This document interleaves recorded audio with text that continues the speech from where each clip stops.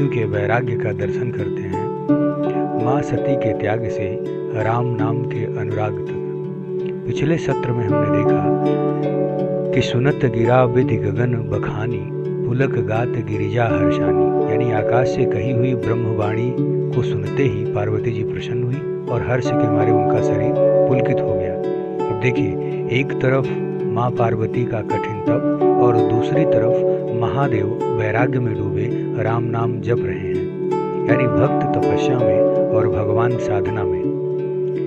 गोस्वामी श्री तुलसीदास जी कहते हैं कि उमा चरित सुंदरमय गावा, सुनहु शंभु कर चरित सुहावा।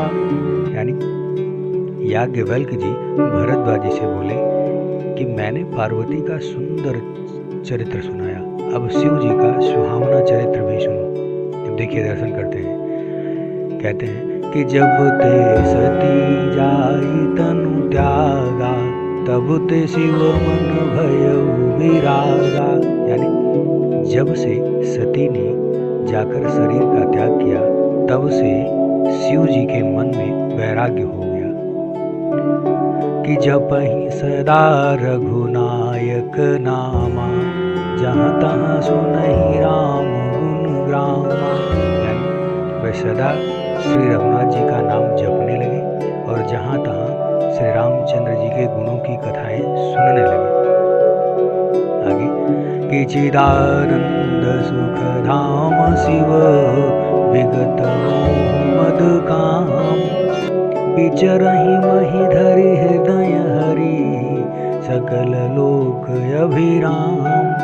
यानी चिदानंद सुख के धाम, मोह मद और काम से रहित शिव जी संपूर्ण लोकों को आनंद देने वाले भगवान श्रीहरि यानी श्री रामचंद्र जी को हृदय में धारण कर भगवान के ध्यान में मस्त पृथ्वी पर विचरने लगे कि चिदानंद सुख धाम शिव, विगत मोह मद काम, विचरहि महि धरि हृदय हरि, सकल लोक अभिराम।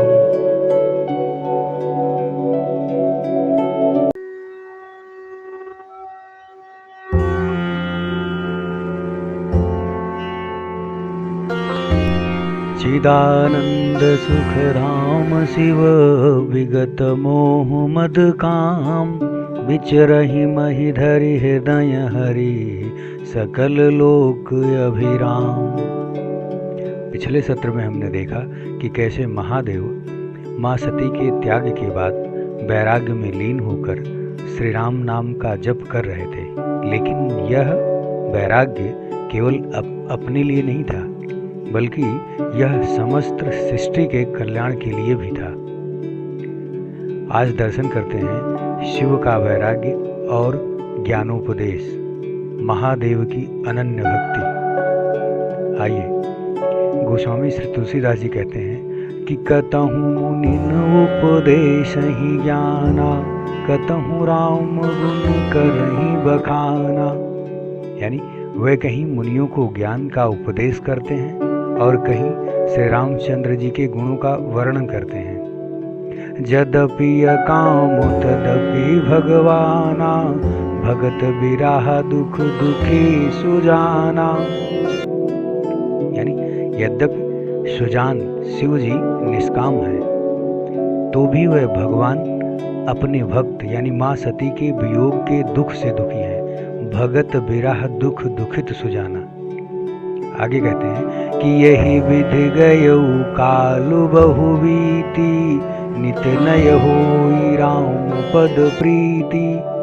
यानी इस प्रकार बहुत समय बीत गया, श्री रामचंद्र जी के चरणों में नित्य नई प्रीति हो रही है भगवान भोलेनाथ की, नित्य नय होए राम पद प्रीति।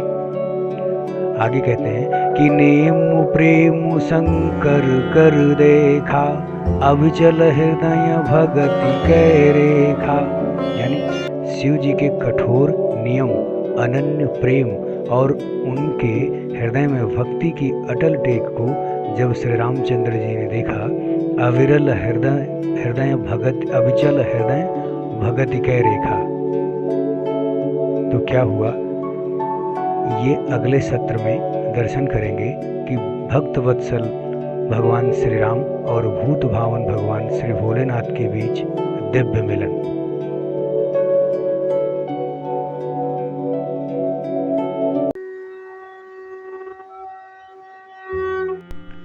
नेमु प्रेम शंकर कर देखा, अविचल हृदय भगति कै रेखा। पिछले सत्र में हमने देखा कि महादेव वैराग्य धारण कर श्री राम के ध्यान में मग्न हैं। आइए दर्शन करते हैं श्री राम और भगवान शिव के मिलन का। वैराग्य से मिलन तक श्री राम का प्रगटीकरण और शिव का समर्पण। गोस्वामी श्री तुलसीदास जी लिखते हैं कि प्रगटे राम कृतज्ञ कृपाला, रूपशील निधि तेज विशाला। यानी तब कृतज्ञ यानी उपकार मानने वाले, कृपालु, रूप और शील के भंडार, महान तेज पुंज भगवान श्री रामचंद्र जी प्रकट हुए कि बहु प्रकार शंकर ही सराहा, तुम बिन यस व्रत को निर्वाह। कहते हैं उन्होंने बहुत तरह से शिव जी की सराहना करी, बहु प्रकार शंकर ही सराहा, और कहा कि आपके बिना ऐसा व्रत कौन निर्वाह कर सकता है, तुम बिन अस व्रत को निर्वाह। आगे कहते हैं कि बहुविधि राम शिवहि समुझावा, पार्वती कर जन्म सुनावा। यानी श्री रामचंद्र जी ने बहुत प्रकार से शिव जी को समझाया और पार्वती जी का जन्म सुनाया। कहते हैं कि अति पुनीत गिरिजा कै करनी, बिस्तर सहित कृपा निधि बरनी। यानी कृपा निधान श्री रामचंद्र जी ने विस्तार पूर्वक पार्वती जी की अत्यंत पवित्र करनी का वर्णन किया, विस्तर सहित कृपा निधि बरनी। देखिए प्रभु श्री राम ने माता पार्वती के तप के बारे में सब बता दिया, लेकिन अब श्री राम महादेव से एक बहुत बड़ा वचन मांगने वाले हैं। एक ऐसा वचन जो शिव जी के वैराग्य को गृहस्थ जीवन में बदल देगा। क्या था वह वचन? क्या महादेव श्री राम की बात मानकर फिर से विवाह के लिए तैयार होंगे? आइए अगले भाग में दर्शन करेंगे प्रभु की आज्ञा और शिव का समर्पण, जब राम ने मांगा विवाह का दान।